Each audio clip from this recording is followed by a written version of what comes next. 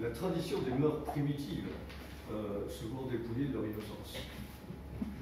Concevez une armoire puante, et vermoulue, quelques bancs, quelques chaises de paille, des vases de terre, la marmite, le chaudron, une vieille table, le lit délabré, un plancher boueux et couvert d'ordures sur lequel se roulent de sales enfants qui mangent et qui pleurent. C'est vous dire. Pour voir l'état d'esprit de la finance locale, si je puis dire, il suffit de comparer en 59 ce qui se passe. Le grand-père d'Hortense meurt, son héritage se limite à 600 €. La même année, le père de Cézanne, Louis-Auguste, achète le Jas de Bouffant et il le paye 350 000 €. Ça vous donne, je dirais, déjà cet écart de conditions qui va être évident entre Hortense, qui est une fille pauvre, et Paul, qui est un fils de bourgeois, bourgeois parvenu et riche. C'est quelque chose qui compte aussi, ça, dans la situation. Alors, en 1956, les parents finissent quand même par arriver à s'installer à Paris. Donc Hortense se retrouve à Paris, elle a 6 ans, et elle va devenir une fille du pavé parisien. La première chose qui lui arrive, c'est qu'elle se retrouve à 14 ans dans un atelier de brochage de livres.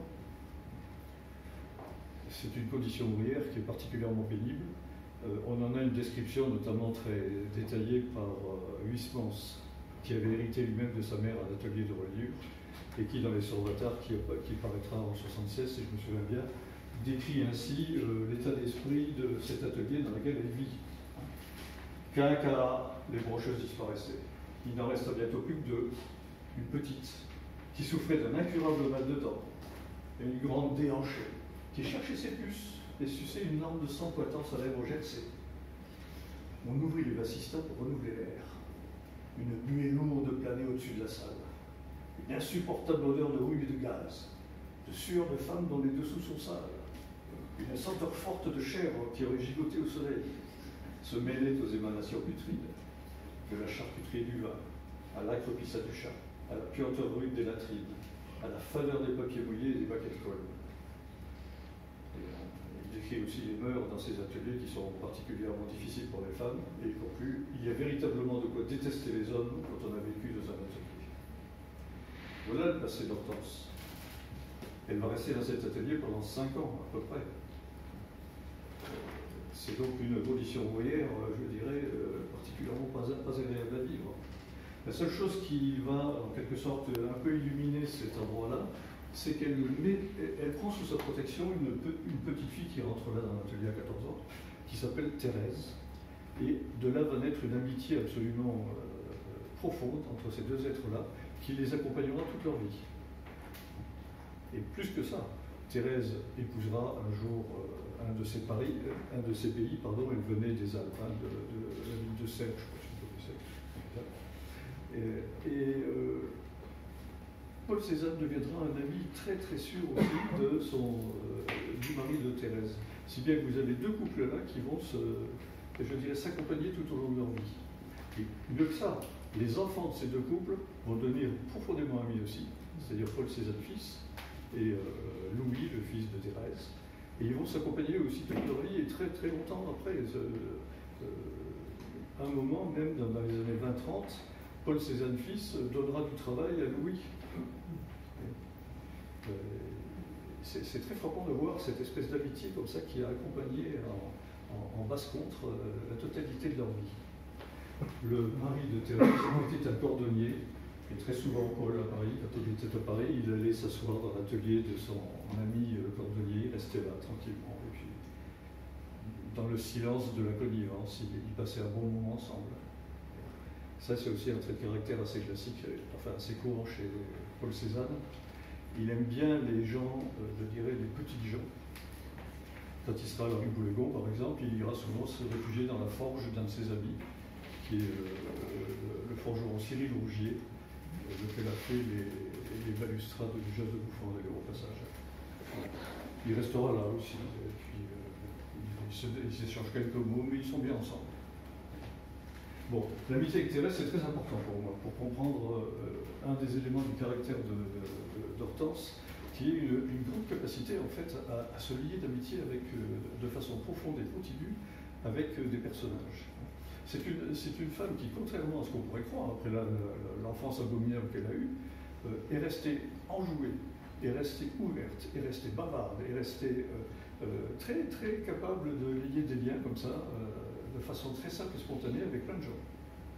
Mais l'amitié avec Thérèse, j'insiste là-dessus, c'est un élément fondateur de sa vie. Elle a pris cette petite sous sa protection quand ils étaient dans cet atelier. Pendant 4 ans, ils ont galéré ensemble et ça a noué des liens pour la totalité de la vie.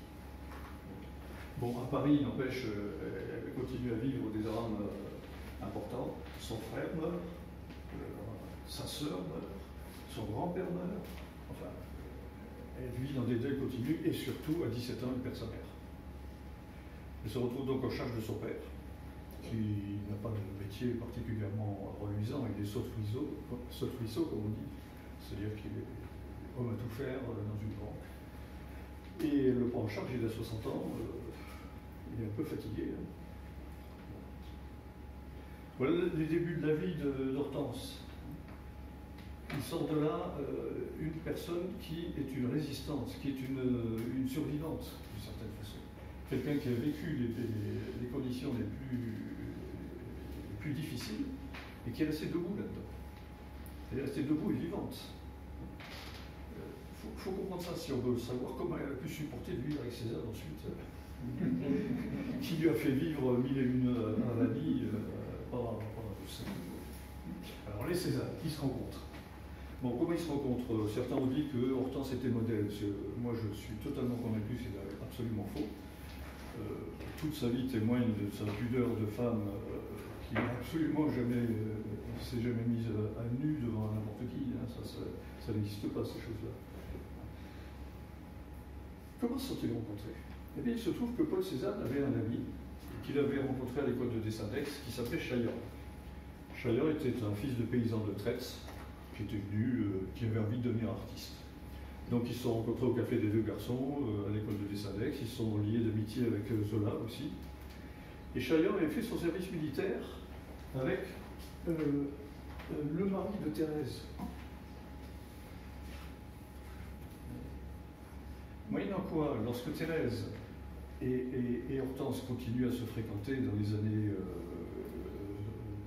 69, par là, Chaillan fréquente le mari de Thérèse, et il se trouve qu'ils habitent tous dans la même rue qui est l'avenue de Vaugirard. On peut imaginer que Chaillan un jour prend son ami Paul par la main, l'amène chez son ami Antoine, et que là, il rencontre l'ami de Thérèse, qui s'appelle Hortense. C'est certainement une façon beaucoup plus vraisemblable de raconter leur rencontre que de dire qu'il l'a rencontré dans un atelier, ce qui est faux. La preuve d'ailleurs de ça aussi, c'est qu'il n'a jamais fait un seul portrait nu d'Hortense. Et que par ailleurs, il ne l'a pas pris comme modèle pendant au moins 2 ans après sa rencontre. Il ne commence à faire des portraits d'elle qu'en 72-73. S'il l'avait eu à sa disposition, alors que des modèles, il en avait besoin, hein, vu le nombre de femmes qu'il a dessinées dans sa vie, qui est de plus de 3 à 4 000, je veux dire, il l'avait sous la main. Hein. C'est pas compliqué. Ça n'existe pas. La légende a été un peu forgée par Alexandrine Zola, qui n'aimait pas Hortense.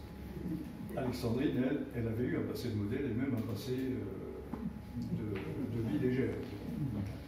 Avant qu'elle se fasse épouser par Zola.